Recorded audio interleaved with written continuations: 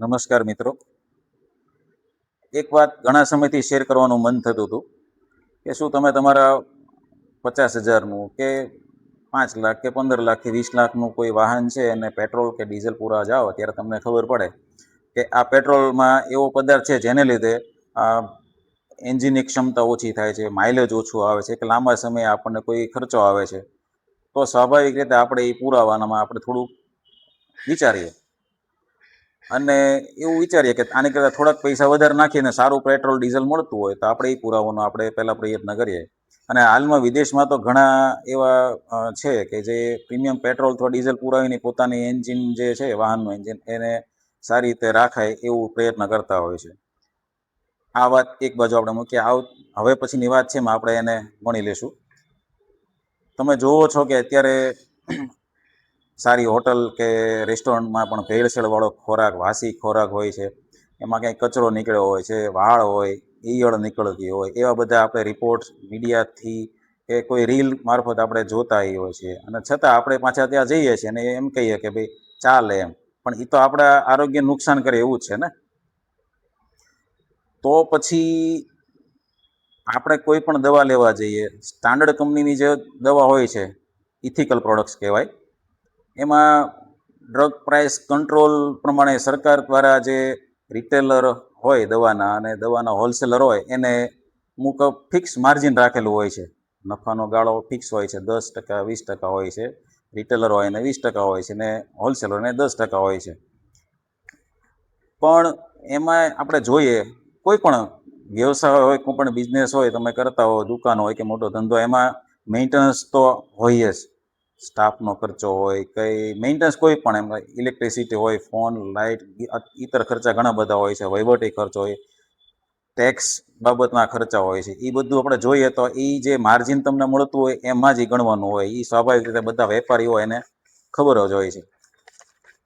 તો પછી ઇથિકલ એટલે કે સ્ટાન્ડર્ડ કંપનીની જે દવા હોય એમાં જે 20% મળતું હોય રિટેલરને, હોલસેલને 10% મળતું હોય છે, એમાં એ બધો ખર્ચો બાદ કરતા ગણતરી કરો તો કેટલું મળતું હોય છે, કેટલો નફો મળતો હોય, કેટલું માર્જિન મળતું હોય, એ તો જે તે વેપારીને પૂછો. કોઈ પણ વેપારી, દવાની લાઈન એક નહીં, કોઈ પણ વેપાર હોય એમાં એને પૂછો ને વેપારીને તો જ ખબર પડે કે એ કઈ રીતે બધું સરવાઈ કરતા હોય છે.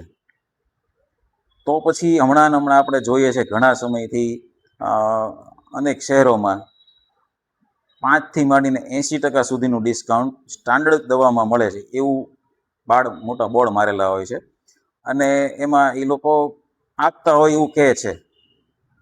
તો પછી જો આપણે વિચારીએ તો આપણને ખ્યાલ આવે કે જો માર્જિન જ 10% અથવા 20% હોય, મેક્સિમમ 20% મળતું હોય, તો એને 70-80%, 30%, 50% કઈ રીતે પોસાય? એ તો આપણે પોતાની વિવેક બુદ્ધિથી જ વિચારવું પડે. અને આ તો વસ્તુ એવી છે કે આપણે પોતાની હેલ્થને સાચવવાની જવાબદારી આપણી પોતાને હોય છે, પણ ત્યાં આપણે કોઈ પણ જાતની બાંધછોડ કરતા નથી અને આપણને ડિસ્કાઉન્ટ મળે છે, ક્વોલિટી જે મળે એ. અને હમણાં જોયું છે કે 2-3 દિવસમાં આખા ગુજરાતમાં ઘણી જગ્યાએ ડુપ્લિકેટ દવાઓનું અત્યારે જે બહાર કાંડ નીકળ્યું છે કે ભાઈ ડુપ્લિકેટ બેચ અને ડુપ્લિકેટ દવા, હૃદય રોગને લગતી જે દવા એક છે એની આખી બેચ ડુપ્લિકેટ મળી. અને જો એવું આપણે હાથમાં આવ્યું હોય તો વિચારવાનું કે આપણે જીવનને બચાવવા માટે જે દવા લઈએ છીએ એ જીવન આપણું લે છે, તો એના માટે આપણે વિચારવું પડે કે આપણે દવા ક્યાંથી લેવી. માર્જિન પૂરતું હોતું નથી ને આપણે 20% કરતાં વધારે 30-40%નો આગ્રહ મેડિકલ સ્ટોરવાળા પાસેથી માગીએ કે ભાઈ અમને તો એટલી બધી માર્જિન આપણને ડિસ્કાઉન્ટ મળે છે, અહીંયા મળે છે, તો ત્યાં તેને આપણે જોઈએ છે કે ત્યાં લાઈન જ હોય છે.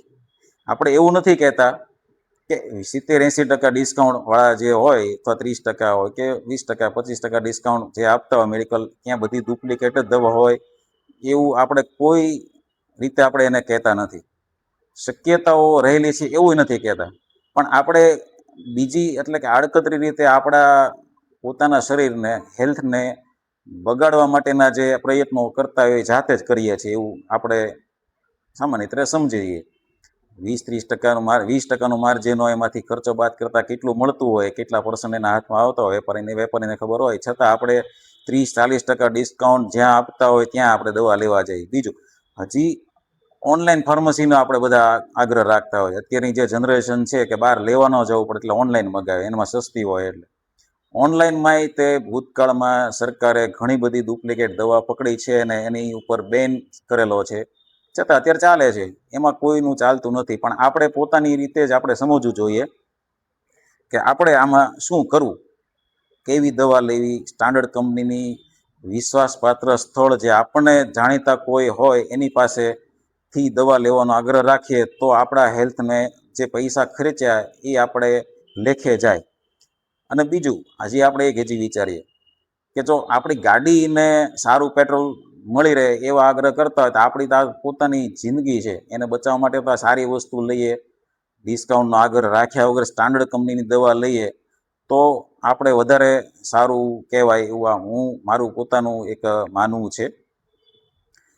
અને ઓનલાઈન ફાર્મસીમાં તો આપણને કાંઈ ખબર નથી કોઈ જગ્યાએ કઈ દવા. અને ભૂતકાળમાં હજી એવા ઘણા ખોરાક ઔષધ નિયમન તંત્રમાંથી એવા પકડાયેલા છે કે એક નાના ઘરમાં ઘણી કંપનીની દવાઓ બનતી હોય, ટોટલી ડુપ્લિકેટ જ હોય છે ને આખા ઇન્ડિયામાં સપ્લાય થાય છે, એવી ચેઇન મળી છે બધી, અને બધી જગ્યાએ પકડાય છે.